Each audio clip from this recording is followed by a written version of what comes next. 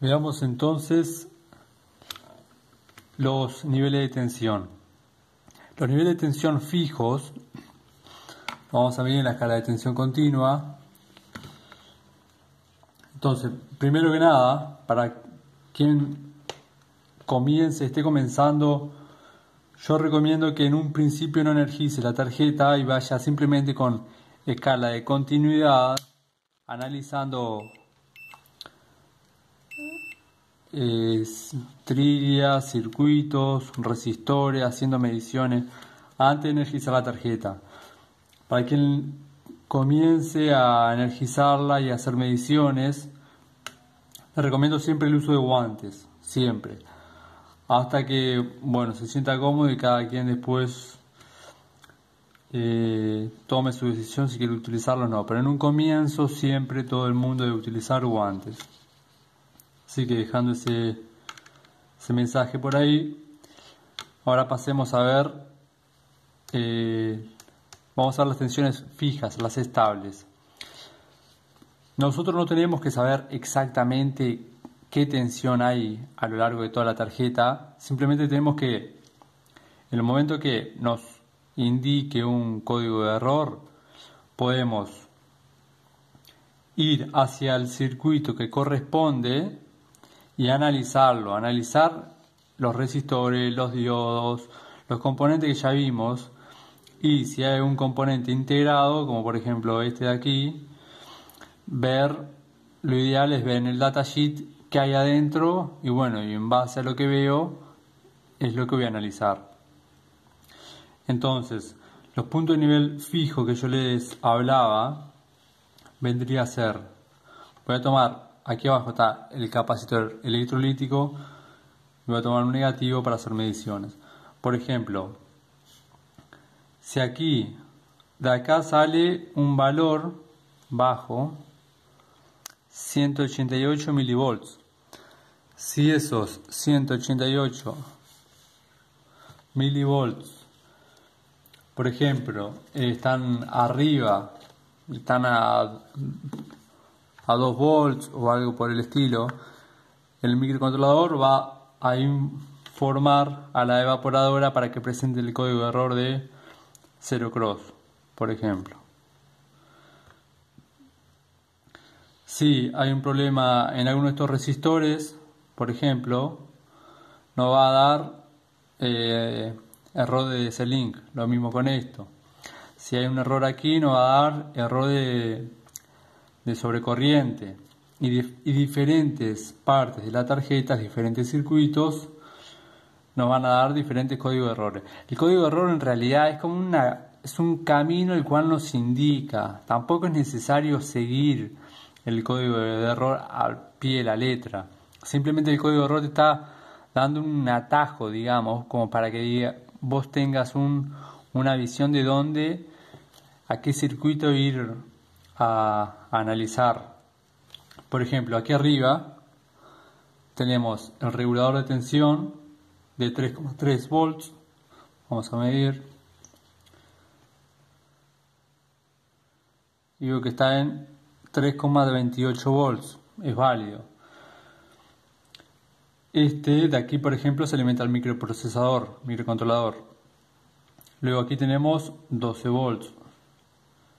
El pin de 12 volts. Y tengo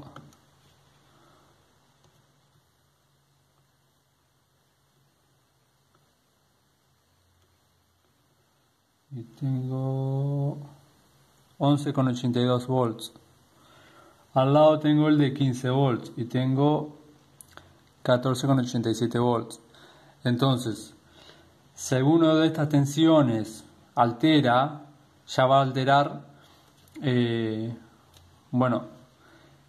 3,3 volts. Si no lo tengo directamente, el microcontrolador no va a accionar. El de 15 volts alimenta el IPM. Si no tengo los 15 volts, el IPM no va a accionar, no va a entrar en acción. Y es así como... hay dos tipos de análisis de defecto. Uno vendría a ser simplemente con escala de continuidad, en el cual yo les aconsejo que para quien está comenzando analice lo que tenemos que ver, lo que no, analizar los resistores, conocer los componentes, los circuitos, las trillas, y luego se puede, cuando ya tenga un conocimiento general, ya empezar a abordar con la tarjeta energizada e ir haciendo análisis. Obviamente, analizando una tarjeta energizada, el análisis es más preciso porque estás viendo la tarjeta en funcionamiento. Entonces queda más claro, digamos. Pero en un comienzo, para quien vaya a comenzar, siempre es recomendable que analice una tarjeta, un multímetro, incluso una tarjeta con defecto. Da igual. Lo importante es tener un multímetro y una tarjeta a la cual estudiar. Y así comenzar. Ir analizando trillas, punto por punto, familiarizarse con la tarjeta y luego cuando sienta que está con confianza como para energizarla, que lo haga. Ahora vamos a ver el circuito del sensor, que vendría a ser el otro, el flexible, que yo le llamaba, que hay valores flexibles que pueden variar. Bueno, eso tendría que analizar un sensor y cambiar la temperatura como para que ustedes vean que sube y baja el valor. Pero vamos a analizar este, que queda más práctico y es más fácil.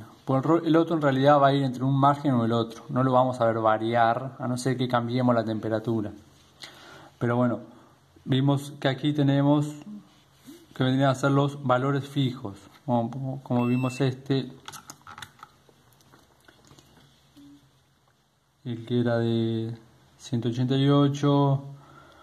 Aquí viene otro de 1,6. 1,7, y aquí teníamos lo de la fuente baja, que yo le llamo fuente baja, pues son valores bajos, pero son quienes alimentan la mayoría de los componentes, y son valores que necesitan estar estables, fijos ahí, que no pueden alterarse. De lo contrario, van a alterar la alimentación del resto de los componentes, y así los componentes no van a tener un buen funcionamiento. Así que ahora vamos a ver comunicación. Como esta tarjeta en este momento está sin el compresor, para que me quede más práctico, voy a desenergizarla, voy a descargar los capacitores electrolíticos con una lámpara. Estos capacitores electrolíticos son los que almacenan la carga. Se les voy a mostrar eso. ¿Se acuerdan que le dije los capacitores electrolíticos? Estos de acá. Estos grandes. Aquí se almacenan los 280-310 volts. Entonces, dependiendo de la tensión que ingrese entre fase y neutro, es la tensión que vamos a tener aquí. Esa tensión puede variar. Si entran 220 volts alternos, voy a tener 310 en los capacitores. No es que eleve, es que se carga con los picos. Eso se lo explico en otra clase. Es algo muy simple. Pero mantengan eso presente. Ingresan 12 volts, debería tener 310 aquí. Si aquí yo tengo fase neutro, acá en la izquierda, ya tengo la fase. Voy a medir en tensión alterna y vamos a ver cuánto tenemos. 214 volts. Midamos los capacitores electrolíticos en tensión continua y tengo 300 volts, 298 volts. Si yo tuviera 220 volts y no 214, tendría 310. Está bien, igual. Esta tensión es una tensión más que aceptable. Yo he hecho arrancar capacitores con 280 volts y funcionan y aceleran y todo. Digo eso porque he visto mucha gente que dice que tiene un problema en los capacitores porque tiene 280 volts y deberían de haber 310, los famosos 310 volts, pero 280, muchas tarjetas es suficiente 280 volts. Veamos Ahora tenemos entonces 300 volts. Si aquí este valor, que es el de los capacitores electrolíticos, los grandes, los de potencia, varía hasta 280, es válido igual. Ahora lo ideal serían 310, pero todo el mundo sabe que la tensión de red puede variar, entonces a consecuencia de eso, este valor también puede variar.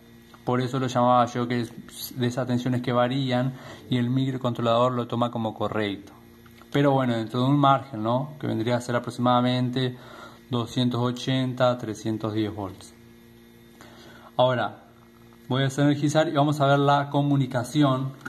Voy a dar un reset, voy a resetar aquí. Lo que vamos a ver en la comunicación va a ser este componente aquí, ser responsable de la comunicación, que en esta tarjeta está aquí abajo. O sea, es el mismo modelo. Así que para no dar vuelta a eso se los muestro aquí. Es este componente ahí. Vieron que ahí hay como una división. Acá. Así da para ver ahí a contraluz. Bueno, esa división que vemos ahí, así da para ver. Ahí bien abajo del componente incluso se ve la sombra del video. Esa división es esta. Entonces puedo medir tanto aquí arriba como aquí, porque es literalmente el mismo punto. Doy vuelta y es aquí. Aquí abajo está mi dedo, que aquí es la comunicación. Y en esta tarjeta es acá.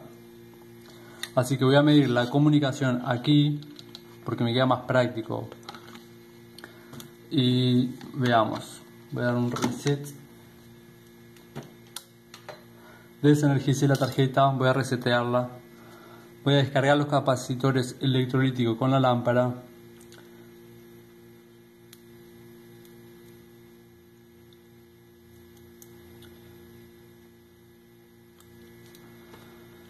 Se lo voy a mostrar igual de todas formas.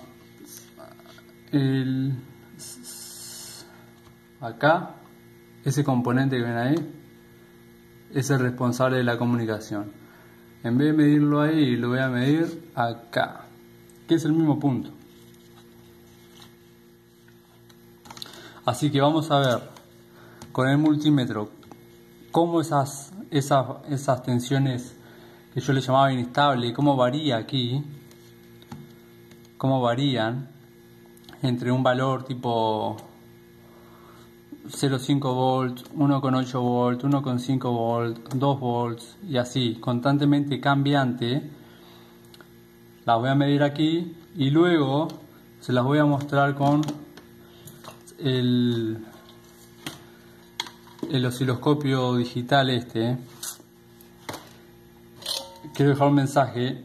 Para comenzar no se necesita osciloscopio.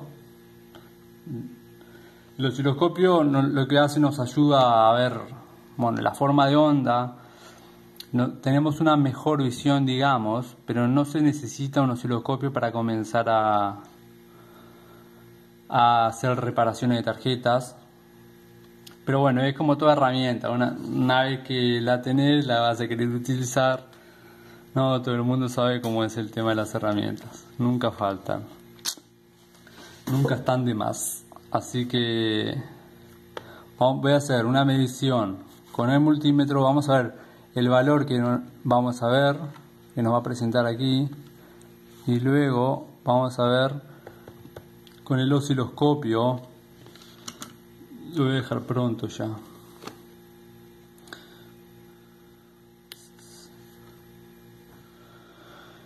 Vamos a ponerlo a 1 volt y a 20 milisegundos.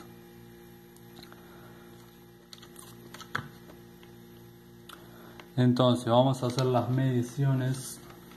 En un primer lugar con el multímetro y vamos a ver lo que vemos.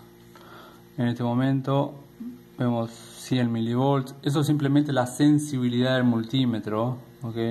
No es que esté midiendo nada. Así que energicemos y midamos aquí este punto en particular, que aquí podemos medir la comunicación. Entonces, miren aquí, está en tensión continua. Y ahí vemos valores que varían entre 1,7, 1,5, 1,2, 1,0, 1,4, 0,9, 0,3. Está completamente cambiante. Ahora miramos con el osciloscopio y veamos lo que tenemos.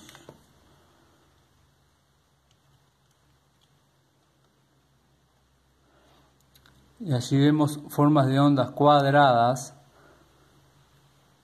que hay intervalos.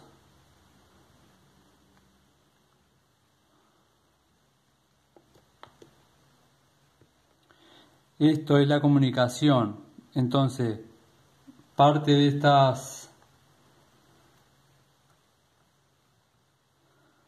esto es código binario, que es la comunicación que utilizan las tarjetas para comunicarse y mantenerse en contacto entre ellas, informándose del estado en el cual se encuentran. De todas formas, el osciloscopio, nosotros vemos esto aquí, pero nos indica que hay comunicación, pero no nos está diciendo cuál es la comunicación realmente. Entonces, cuando se trata de comunicación, tener un osciloscopio y tener un multímetro es básicamente lo mismo, porque nosotros vamos a ver, en el osciloscopio vamos a estar viendo estas formas de ondas cuadradas, genial, pero ¿qué nos está informando realmente a esa forma de onda? Y eso es secreto de quienes fabricaron las tarjetas. Entonces, ver esto y ver lo que vemos acá es básicamente lo mismo. Por eso le digo que yo si coloco aquí y tengo las tensiones, ahora ya se apagó acá, ahí, esos valores que yo veo alternados son las formas de ondas, esas cuadradas que vimos en el osciloscopio. Entonces yo al ver eso sé que hay comunicación, pero hasta ahí quedamos, no sabemos qué realmente está diciendo esa comunicación, porque es un código binario que está escrito dentro del microcontrolador, en la PROM en realidad. Entonces, nosotros viendo eso que están viendo ustedes, ya es necesario para decir, ok, existe comunicación. Esos valores que están cambiantes constantemente. Entonces, tener osciloscopio, sí, genial, nos da una perspectiva diferente, pero se pueden hacer más análisis, pero en un comienzo no se necesita, solo necesitas un multímetro y una tarjeta, eso es todo.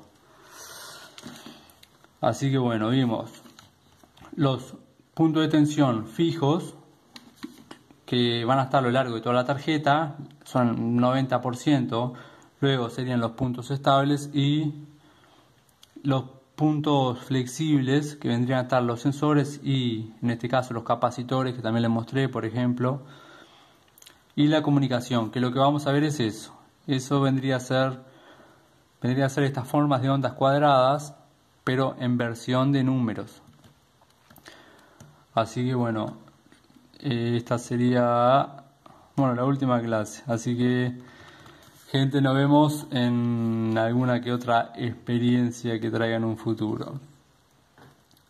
Y con esta clase terminamos esta serie de clases, en la cual el propósito es que gente que no conoce de la tecnología inverter ni la electrónica comience a aventurarse, y yo en un futuro, cuando traiga clases, reparos de los modelos que sean, de los motivos que sean, ya que ustedes puedan tener una base como para adentrarnos un poco más a fondo en los reparos y tengan más efectividad a la hora de entenderlos.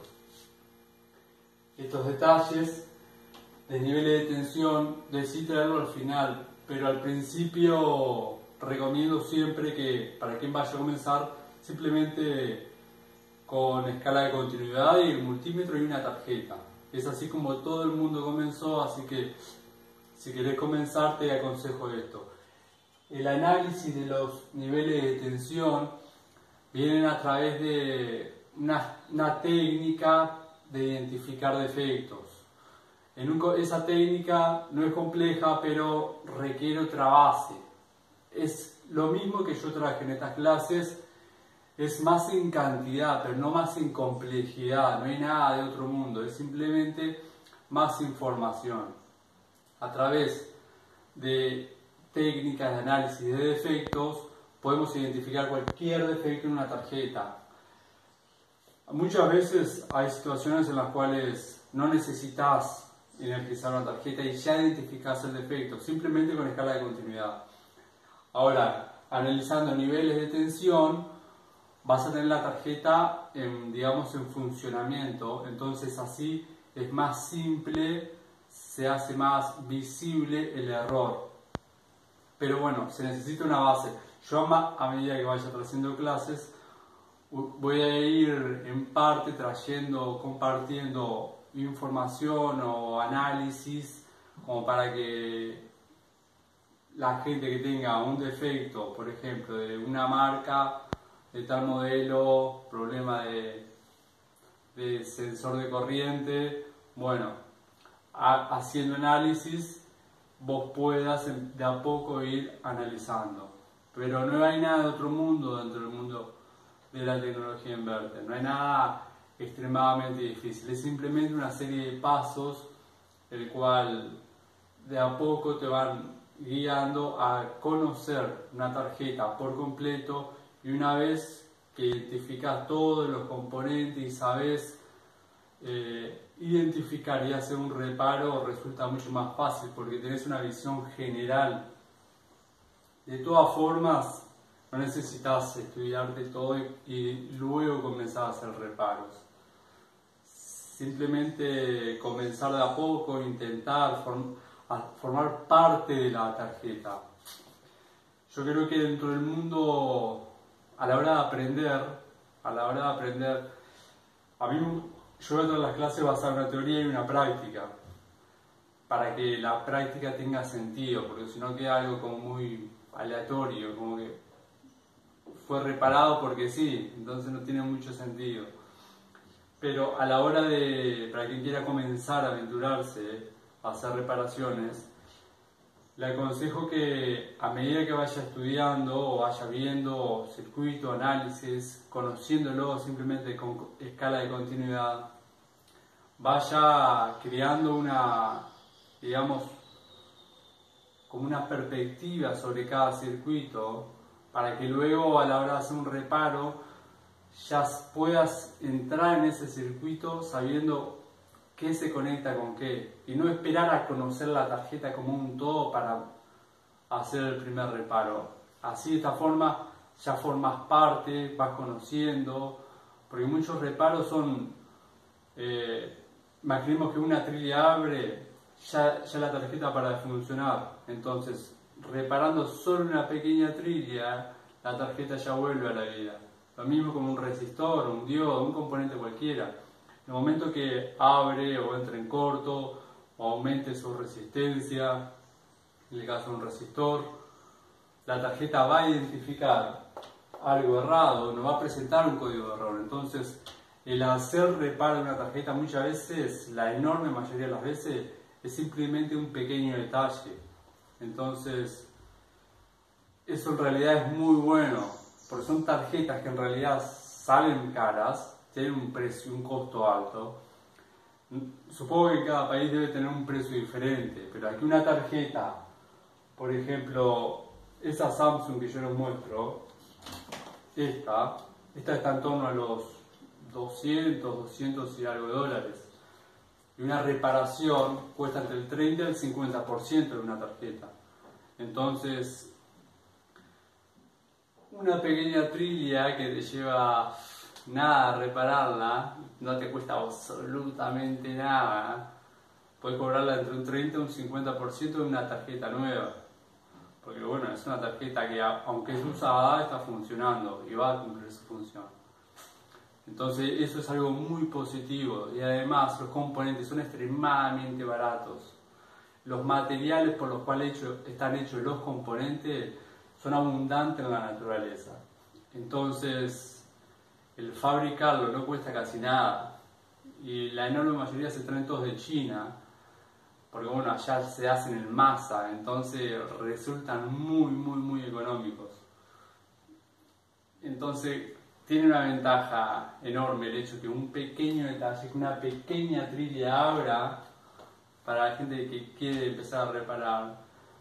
Es genial, porque reparando una pequeña trilla que te gastaste nada, ¿qué vas a gastar? Un poco de estaño, 0,0001 centavo, ¿entiendes? Entonces está bueno que de a poco, que quiera aventurarse, que se anime y bueno, puede ser, ¿por qué no?, un futuro negocio, un futuro servicio para ofrecer también. Imagino que la mayoría son técnicos en refrigeración, así que va de la mano sin duda alguna. Entonces, nos vemos en la próxima clase. Si tenés alguna duda, algún aspecto general, podés comentarme en las clases mismo. Si te gusta, hacémelo saber, tanto me gusta o suscribite, así yo tomo como referencia, porque si veo que hay visualizaciones pero no hay suscrito, bueno, de repente la gente lo ve pero no le interesa. Entonces yo quiero saber, simplemente quiero saber, y creo que la forma más simple es eso. Así que nos vemos en la próxima clase, te mando un fuerte abrazo y hasta la próxima.